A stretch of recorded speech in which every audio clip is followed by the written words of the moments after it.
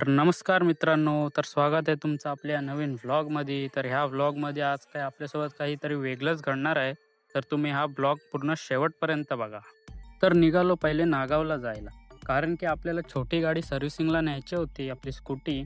म्हणून पहिला बोललो नागावला जाऊया आणि जाता-जाता एवढे भारी नजारे दिसले कारण की आत्ताच पाऊस पडून गेलेला होता. तर आता पोहोचलो दुकानावरती आणि बोललो पहिला सेटअप लावून घेऊ दे.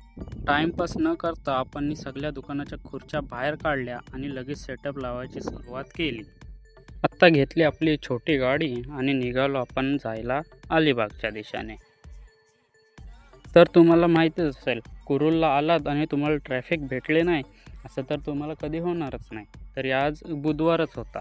मग शोरूमच्या आधी थांबलो, रेनकोट घातलेला तो जुळला आणि बॅगेत ठेवून निघालो. तर आता आपण पोचलो शोरूमला. नाव लिहून घेतला आणि मॅडमला विचारायला गेलो की किती वेळ लागेल.